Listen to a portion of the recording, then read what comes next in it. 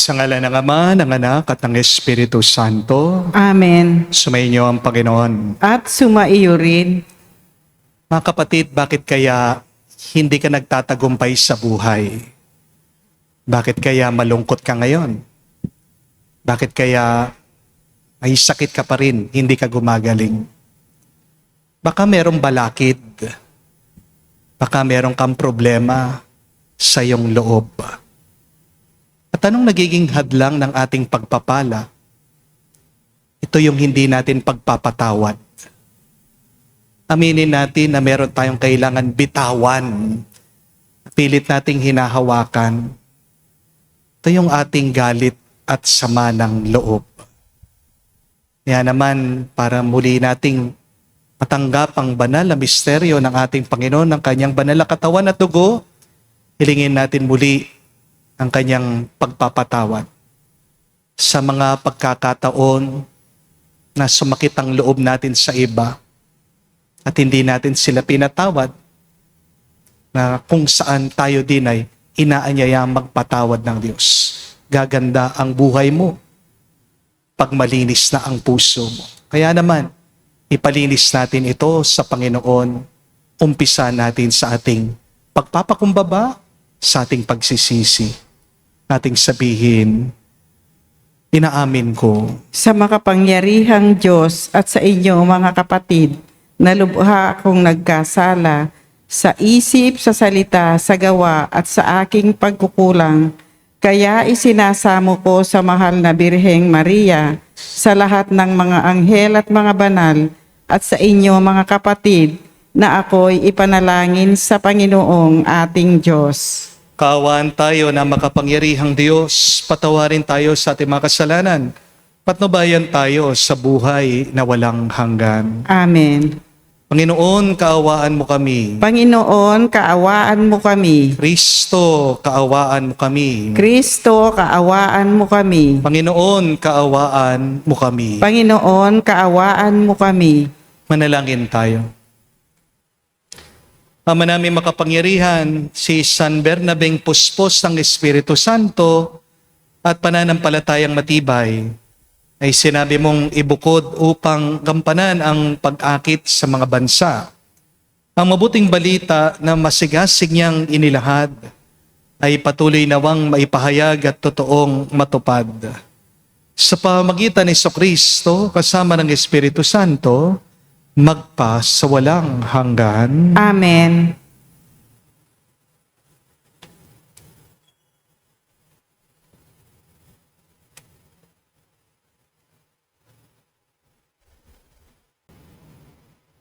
Pagbasa mula sa Gawa ng mga Apostol. Noong mga araw na iyon, maraming naniwala at nanalig sa Panginoon. Nabalitaan ito ng simbahan sa Jerusalem. Kaya't sinugo nila sa Antioquia si Bernabe. Nang dumating siya roon at makita ang pagpapala ng Diyos sa kanila, siya'y nagalak at pinagpayuhan silang lahat na manatiling tapat sa Panginoon. Mabuting tao si Bernabe, puspos ng Espiritu Santo, at matibay ang pananampalataya, kaya marami siyang nadala sa Panginoon. Nagpunta si Bernabe sa Tarso upang hanapin si Saulo, at nang kanyang matagpuan, ay sinama sa Antioquia. 1 taong singkad silang nanatili roon kasama ng simbahan at nagturo sa maraming tao. At doon sa Antioquia, unang tinawag na Kristiyano ang mga alagad. May mga propeta at mga guro sa simbahan sa Antioquia. Kabilang dito sina Bernabe, Simeon na tinuguriang Negro, Lucio na taga Cirene, Saulo at si Manaen, kababata ng Tetrarkang si Herodes. Samantalang sila'y nag-aayuno at sumasamba sa Panginoon, sinabi sa kanila ng Espiritu Santo, Ibukod ninyo sina Bernabe at Saulo. Sila'y hinirang ko para sa tanging gawain inilang ko sa kanila. Pagkatapos nilang magayuno at manalangin, ipinatong nila sa dalawa ang kanilang mga kamay at sila'y pinayaon. Ang salita ng Diyos. Salamat sa Diyos. Panginoon nagliligtas sa tanang bansay na hayag. Panginoong nagliligtas sa tanang bansay na hayag. Umawit ng bagong awit at sa poon ay yalay. Pagkayong ginawa niya ay kahangahangan tunay. Sa sariling lakas niya at taglay na kabanalan, walang hirap na natamo, yaong hangad na tagumpay. Panginoong nagliligtas sa tanang bansay na hayag. Ang tagumpay niya'y ito'y siya na rin ang naghayag. Sa harap ng mga bansay, nahayag ang pagliligtas. Ang pangako sa Israel, lubos niyang tinutupad. Panginoong nagliligtas sa tanang bansay na hayag. Tapat siya sa kanila at ang pag-ibig ay wagas. Ang tagumpay ng ating Diyos, kahit saan ay namalas. Magkaingay na may galak, yawong lahat sa daigdig. Ang puon ay buong galak, na purihin sa pag-awit. Panginoong nagliligtas sa tanang bansay na hayag. Sa saliw ng mga lira, iparinig yawong tugtog. At ang puon ay purihin ang tugtuging maalindog. Tugtugin din ang trompeta, nakasaliw ang tambuli. Magkahingay sa harapan ng puon na ating hari. Panginoong nagliligtas sa tanang bansay na hayag.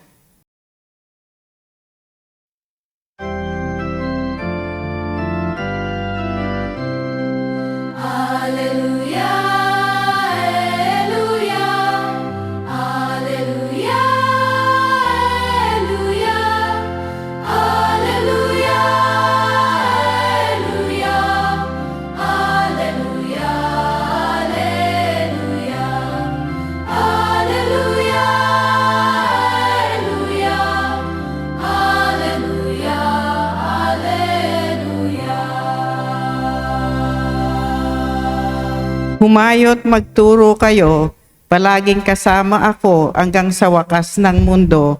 Aleluya, aleluya. Sumainyo ang Panginoon. At sumaiyo rin. Ang mabuting balita ng Panginoon ayon kay San Mateo. Papuri sa iyo, Panginoon. Sinasabi ko sa inyo, kung ang pagsunod ninyo sa kalooban ng Diyos ay tulad lamang ng pagsunod ng mga tagapagturo ng kautusan at ang mga Pariseo, hinding-hindi kayo makakapasok sa kaharian ng langit. Narinig ninyo ang inutos ng Diyos sa inyong mga ninuno. Huwag kang papatay. Ang sino man pumatay ay mananagot sa hukuman. Ngunit sinasabi ko naman sa inyo, ang sino man napupuot sa kanyang kapatid ay mananagot sa hukuman. Ang humahamak sa kanyang kapatid ay mananagot sa Sanhedrin. Ang sino man magsabi sa kanyang kapatid, ulol ka, ay nanganganib na maparusahan sa apoy ng impyerno. Kaya't kung mag-aalay ka ng handog sa dambana para sa Diyos at naalala mong may sama ng loob sa iyo ang inyong kapatid, iwan mo muna ang iyong handog sa harapan ng dambana at makipagkasundo ka sa Kanya. Pagkatapos magbalik ka at maghandog sa Diyos. Kung may ibig magsakdal sa iyo, makipag-ayos ka agad sa Kanya bago makarating sa hukuman ang iyong kaso. Kung hindi, ay dadalhin ka niya sa hukom at ibibigay ka nito sa tanod. At ikukulong ka naman sa bilangguan. Tandaan mo, hindi ka makakalabas doon hanggat hindi mo nababayaran ang kahuli-hulihang piso na dapat mong bayaran. Mga kapatid, ang mabuting balita ng ating Panginoon. Pinupuri ka namin, Panginoong Hesukristo. Magandang araw po muli sa inyong lahat. Meron pong isang kwento tungkol po sa isang pamilya. Bawat linggo po sila'y nagsisimba. Isang linggo po, nakalimutan ng mister niya, i-silent yung kanyang cellphone. Nangyari habang nagsisermon po ang pare, bigla nag-ring yung kanyang cellphone. At nagulat po ang lahat dahil napakalakas po nung pag-ring ng kanyang cellphone. Nagmamadali po itong mister na patayin yung kanyang cellphone, pero agad siya nakita ng pari at tinignan siya ng napakasama. Ang kanyang asawa, galit na galit din sa kanya. Palihim po, kinukurot siya. At yung mga tao po sa paligid nila, nagtitinginan. Meron pong umiiling, meron pong nakasimangot, meron pong mga nagbubulungan. Ito pong lalaki siyang pinag-uusapan. Nung pong offertory, nilapitan po siya nung isa sa mga usher. Pinagsabihan siya. At nung communion, nakasimangot po yung Eucharistic minister habang binibigyan siya ng hostya. Nung pong pauwi sila, hindi pa nakontento yung asawa niya. Sinermona na naman siya, minumura po siya. Tahimik lang po yung lalaki. Pero sa loob-loob niya, nangako po siya, hindi na po daw siya magsisimba. Hindi na siya babalik doon sa simbahan na yon. Kinagabihan, para po mawala yung sama ng loob nitong lalaki, pumunta po siya sa bar. Umorder po siya ng beer. Pero nung binibigay po yung bote sa kanya, aksidente, nabitawan po niya ito. Nabasag yung bote, natapon yung alak, at nabasa po yung ibang customer na umiinom doon sa bar. Payuko po itong mister, itong lalaki. Inaasahan po kasi niya na sisigawan siya, na baka pagtawanan siya, kala po niya palalabasin siya doon sa bar. Pero kabaliktaran po yung kanyang naranasan. Lumapit po yung isang customer. Tinanong siya, okay lang po ba kayo? Hindi po ba kayo nasugatan? Lumapit po yung waiter. Binigyan po siya ng napkin. Tinulungan po siyang maglinis. At yung manager, lumabas po, lumapit doon sa mister. Sinabihan siya, Sir, wag po kayong mag-alala. Lahat naman po tayo nagkakamali eh. At pagkatapos, binigyan po siya ng bagong beer. Libre. Alam niyo po kung anong nangyari pagkatapos nun? Gabi-gabi daw po, bumabalik na yung mister sa bar. Hindi po dahil sa alak, kundi dahil dun sa kabutihan na kanyang naranasan. Mga kapatid, nakakalungkot pong isipin, minsan, ang ugali ng mga iba sa simbahan, silang nagiging dahilan bakit merong mga tao ayaw nilang pumasok sa simbahan. Di po ba? Minsan, hindi po ang Diyos ang tinatakbuhan ng mga tao. Tayo, minsan ang tinatakasan nila dahil napakasama ng ating ugali. Minsan, hindi naman po ang ebanghelyo ang problema eh. Ang problema ay yung paraan natin kung paano natin sinasabuhay ang mabuting balita. Minsan, may mga tao nagsasabi, naririnig ko sila, ayoko magsimba, ang dami mga hipokrito dyan. Masakit pong pakinggan, totoo. Pero maganda din pong itanong, sino bang hipokrito? Hindi lang po yung makasalanan, ha? Kasi lahat tayo makasalanan. Sino po bang perpekto sa atin? Wala. Ito pong hipokrito. Sila yung taong may kasalanan, pero sila pa yung malakas na loob, humahatol, humuhusga sa iba. Di po ba? Ang hipokrito ay yung taong mahilig magdasal, pero mahilig ding manira, mahilig ding magchismis sa iba. Ang hipokrito ay yung alam niya lahat ng dasal, alam niyang pangalan na lahat ng mga santo, pero hindi siya marunong magmahal. Mga kapatid, wala pong masama sa pagdarasal. Wala pong masama sa pagsisimba. Walang masama sa pagdedebosyon. Pero kung hindi ka binabago ng iyong pagdarasal, may problema. Hindi ka talaga nagdarasal. Remember what I keep on telling you. The fruit of prayer is love. If after praying, you do not become a loving person, then you're praying wrong. Kung hindi ka ginagawang mabait ng iyong pagsisimba, baka hindi mo talaga kilala ang Diyos na iyong sinasamba. Ang tunay na sukatan po ng kabanalan ay hindi naman po nakikita sa ilang nobena ang iyong natapos. Hindi rin po nakikita yan sa ilang rosaryo na iyong nadasal, ilang mga simbahan na iyong nabisita. Ang tunay na kabanalan po ay nakikita sa kung paano mo tratuhin ang iyong kapwa. Ang tunay na kabanalan nakikita sa kung paano mo tratuhing mabuti ang mga taong nagkamali. Don't forget that. The real measure of holiness is not seen in your devotion, but it is seen on how devoted you are in loving and forgiving others. Kaya nga po sa ating ebanghelyo ngayon, sinabi ni Jesus, kung ang inyong kabanalan ay hindi niya hihigitan ang kabanalan ng mga eskriba, mga pariseyo, hindi kayo makakapasok sa karya ng Diyos. Bakit? Dahil po ang mga pariseyo magaling sa batas. Alam nila yung 10 utos, alam nila lahat ng mga dasal ng mga Hudyo, alam nila yung ritual. Pero yung puso nila kulang sa awa. Sumusunod po sila sa letra ng batas, pero nakakalimutan nila ang pinakamahalaga, ang espiritu ng pag-ibig. Kaya po sinabi ni Jesus, narinig ninyo, sinabi sa mga tao nung una, huwag kang papatay. Pero dinagdagan ng ating Panginoong Jesucristo, ang nagagalit sa kanyang kapatid ay mananagot din. Ibig po sabihin, hindi lang pagpatay ang masama, pati din yung masasakit mong salita, pati din ang iyong paghuhusga, pati din ang iyong panlalait. Mga kapatid, may 2 klaseng tao po sa mundong ito. Merong mga tao, kapag nagkamali ka, ipapaalala nila kung gaano ka kasama. Pero yung pangalawang klaseng tao ay yung mga taong kapag nagkamali ka, ipapaalala nila na mahal ka pa rin ng Diyos. Merong mga tao nagpaparamdam sa iyo na nakakahiya ka. Pero merong mga tao nagpaparamdam sa iyo ng pag-asa. Merong mga tao kamukha ng mga Pariseyo. Pero ang mabuting balita, meron din mga tao kamukha ni Kristo. Ang tanong, sino ka sa 2 taong ito? Sakto-sakto po ngayong araw, pinagdiriwang natin ang banal na kapistahan po ni San Bernabe, Saint Barnabas.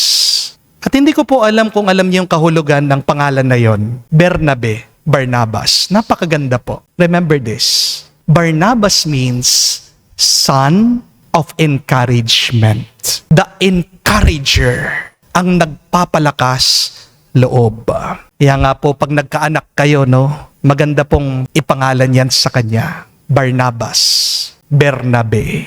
Iba po si Barabas kay Barnabas.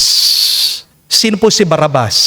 Siya po yung kriminal na pinakawalan ni Pilato. Hindi po ba? Kung maalala niyo po yung kwento. Pero si Barnabas, Bernabe, siya po yung apostol na kasama ni San Pablo sa kanyang misyon. Kung titignan niyo po ang kwento ni San Bernabe sa Biblia, hindi naman po siya nakilala bilang sikat na mangangaral. Hindi rin naman po siya nakilala dahil meron siya mga milagro o himala na nagawa. Pero nakilala po si San Bernabe bilang isang taong marunong magpalakas ng loob ng iba.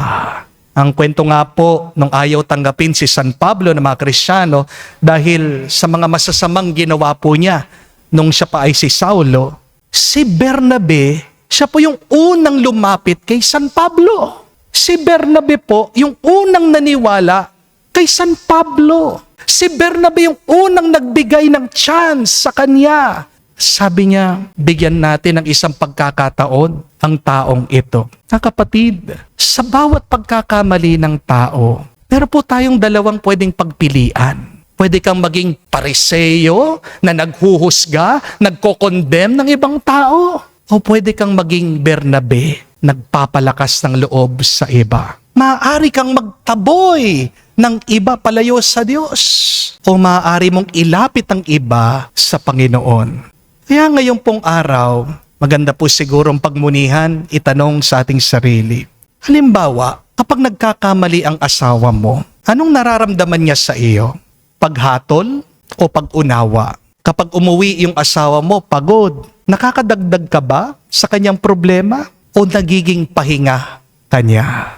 Kapag nagkamali yung anak mo, takot ba siya sa iyo o panatag ang loob niya na kahit nagkamali siya, mamahalin mo pa rin siya. Kapag bumagsak sa exam yung anak mo, anong unang-unang sasabihin mo? Ikaw ba yung tipong magulang na nagmumura, sinasabi, ang tanga-tanga mo kasi? O ikaw ba yung tipo ng magulang, maunawain, sinasabi mo, anak, okay lang yan, subukan mo muli, matuto ka sa iyong pagkakamali. Kapag hindi nakabayad yung nangutang sa iyo, ay yung naiisip mo, naiinis ka ba?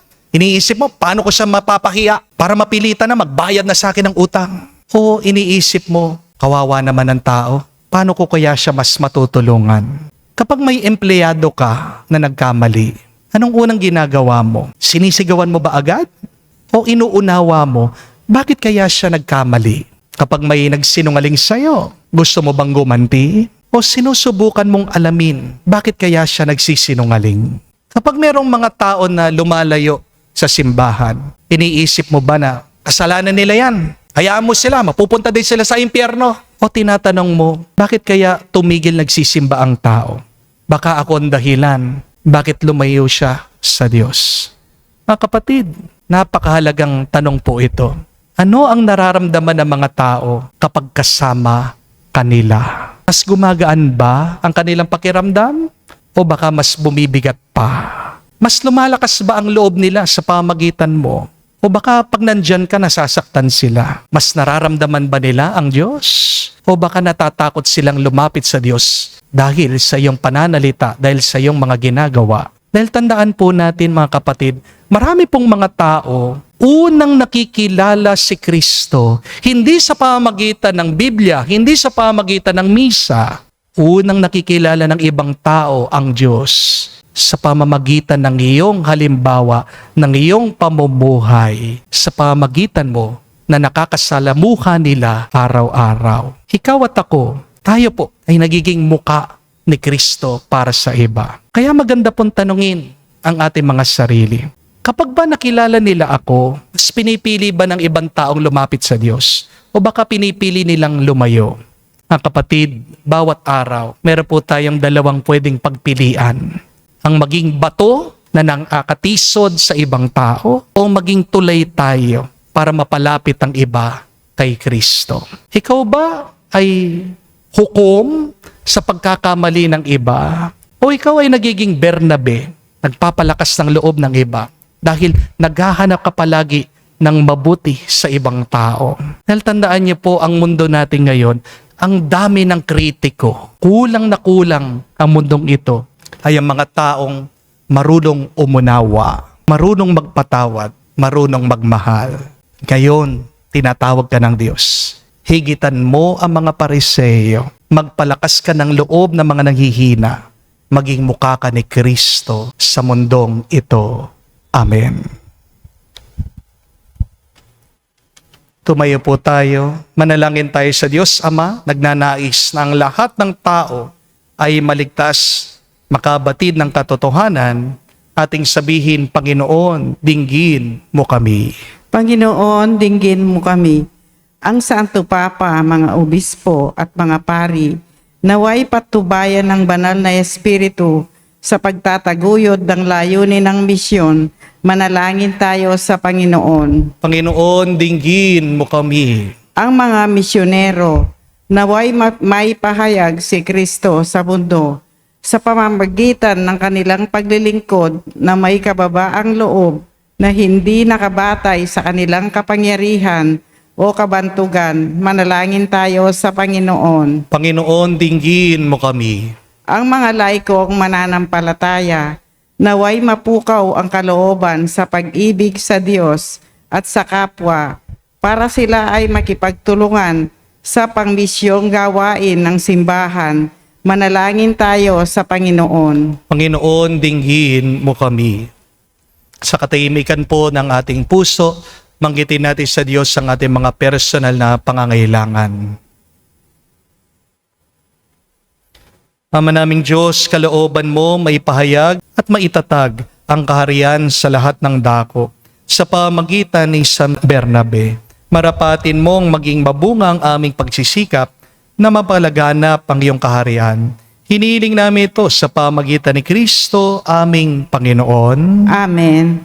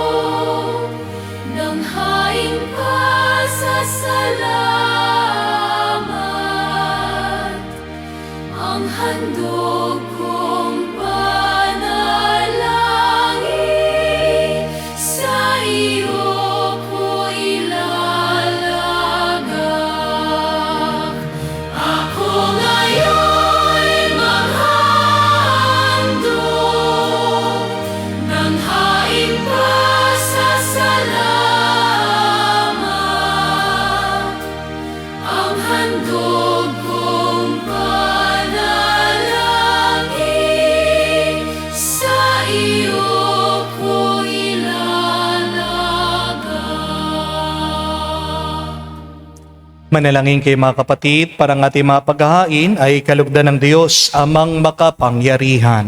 Tanggapin nawa ng Panginoon itong pag-aahin sa iyong mga kamay, sa kapurihan niya at karangalan, sa ating kapakinabangan at sa buong sambayanan niyang banal. Ama naming lumikha, ang mga alay ay gawin mong banal sa iyong pagbabasbas, na nagpapaalab nawa sa ningas ng iyong pag-ibig sa aming lahat, sapagkat ito rin ang nagbunsod kay San Bernabe para ihatid sa mga bansa ang liwanag ng mabuting balita.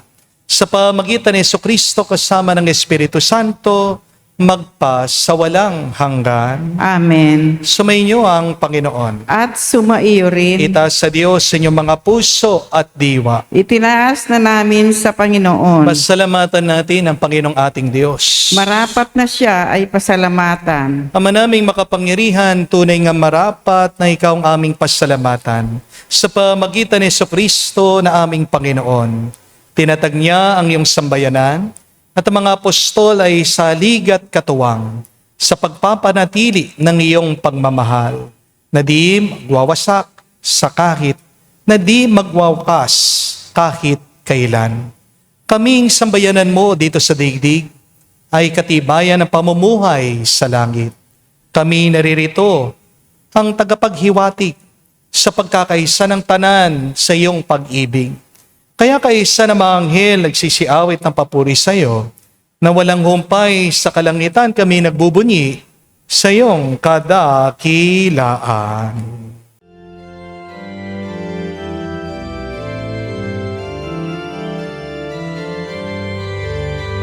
Santo, Santo, Panginoong Diyos ng mga hukbo, napupuno ang langit at lupa ng kadakilaan mo. Hosana, Hosana, sa kainasan, pinagpalang na paririto sa ngalan ng Panginoon. Hosana, Hosana, sa kainasan. Hosana, Hosana, sa kainasan.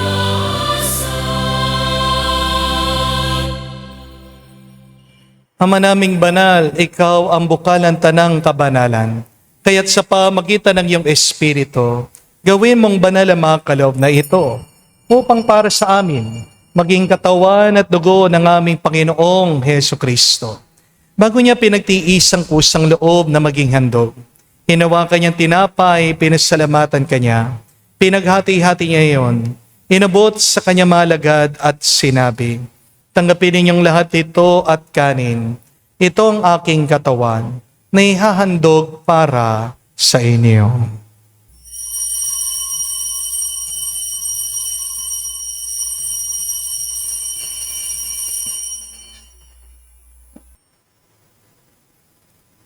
Gayon din naman na matapos ang hapunan, hinawakan niyang kalis. Muli kanyang pinasalamatan. Nabot niyang kalis sa kanya malagad at sinabi, tanggapin ninyong lahat ito at inumin. Ito ang kalis ng aking dugo, ng bago at walang hanggang tipan.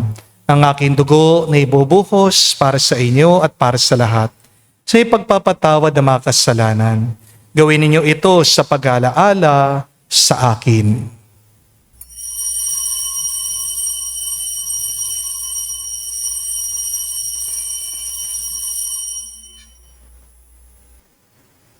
Ang misteryo ng pananampalataya.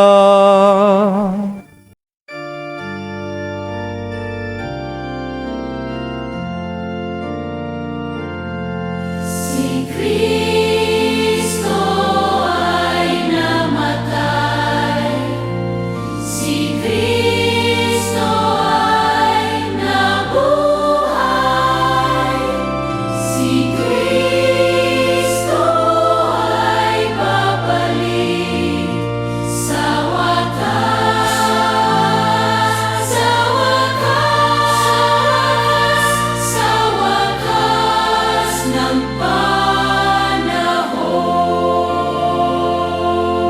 Ama, ginagawa namin ngayon ang pag-alaala sa pagkamatay muling pagkabuhay ng iyong anak. Kaya tinialay namin sa iyo ang tinapay nagbibigay buhay at ang kalis na nagkakaloob ng kaligtasan. Kami nagpapasalamat dahil kami yung minarapat na tumayo sa harap mo para maglingkod sa iyo. Sinasamo namin kami magsalo-salo sa katawan at dugo ni Kristo ay mabuklod sa pagkakaisa sa pamagitan ng Espiritu Santo. Amalingapin mong iyong simbahan, laganap sa buong daigdig. Puspusin mo kami sa pag-ibig. Kay San Leon ng aming Santo Papa, si Florentino, aming Arsobispo, at ng Tanang Kaparian. Alalahanin mo rin ang aming mga kapatid na nahimlay may pag-asang sila'y muling mabubuhay. Ngayon din naman lahat ng mga pumanaw. Kawan mo't sila't patuloyin sa iyong kaliwanagan. Kawan mo't pagindapating kaming lahat, makasalo sa iyong buhay na walang wakas. Kaisa na mahal na Birhen Maria, Ina ng Diyos. Kaisa ni San Jose, ang kanyang maluwalhating esposo. Kaisa ng mga apostol, lahat ng mga banal, na namuhay dito sa daigdig na kalugod-lugod sa iyo. May pagdiwang nawa namin ang pagpupuri sa ikararangal mo sa pamagitan ng iyong anak aming Panginoong Heso Kristo. Sa pamamagitan ni Kristo, kasama niya at sa Kanya, ang lahat ng parangal at papuri ay sa iyo, Diyos Ama, makapangyarihan, kasama ng Espiritu Santo, magpasawalang hanggan. Amen. Amen. Amen.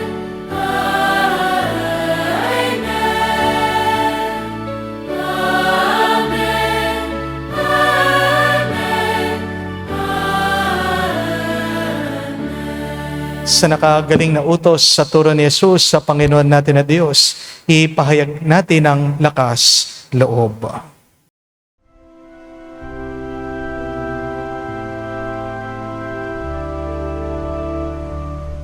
Ama namin, sumasalangit ka, sambahin ang ngalan mo, mapasa amin ang kaharian mo, sundin ang loob mo dito sa lupa para lang sa langit. Bigyan mo kami ngayon ng aming kakanin sa araw-araw at patawarin mo kami sa aming mga sala para ng pagpapatawad namin sa nagkakasala sa amin. At huwag mo kami ipahintulot sa tukso, at iadya mo kami sa lahat ng masama. Hinihiling namin kami iadya sa lahat ng masama, pagkalooban ng kapayapaan araw-araw, iligtas sa kasalanan, ilayo sa lahat ng kapahamakan, samantalang aming pinanabikan ang dakilang araw ng pagpapahayag ng tagapagligtas sa aming si Heso Kristo.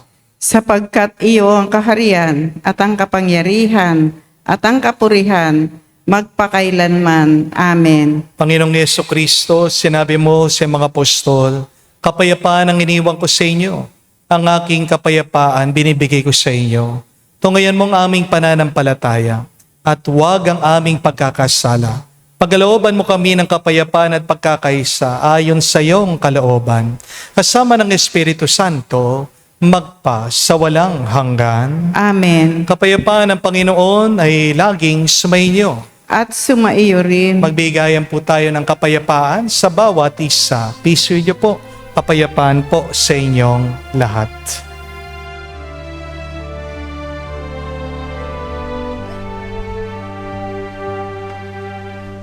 Cordero ng Diyos na nag-aalis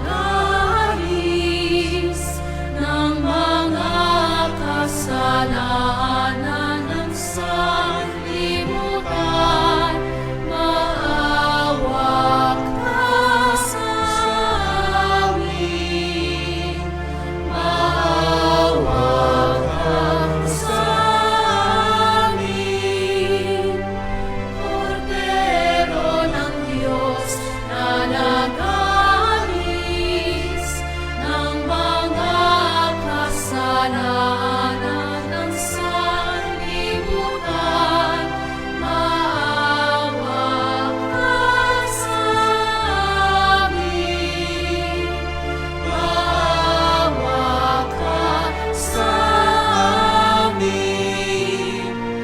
Cordero ng Diyos na nag-aalis ng mga kasalanan ng sanlibutan, ipagkaloob mo sa amin ang kapayapaan. Mga kapatid, naririto ang ating Panginoong Jesucristo, ang Kordero ng Diyos. Siya nag-aalis sa mga kasalanan ng sanlibutan. Mapalad tayong lumalapit sa piging ng Kordero. Panginoon, hindi ako karapat-dapat na magpatuloy sa iyo, ngunit sa isang salita mo lamang ay gagaling na ako.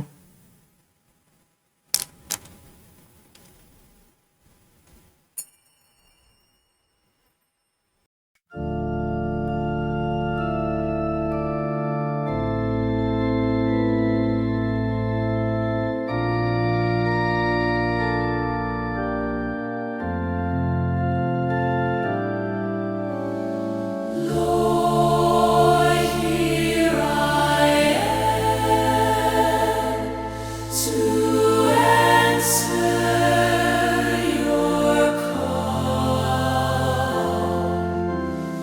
Lord, here I am to serve and love you.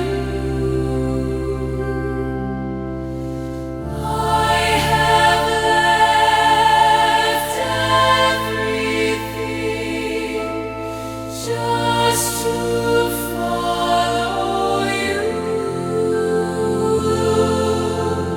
Here is my heart. Here is my mind. Here is my soul.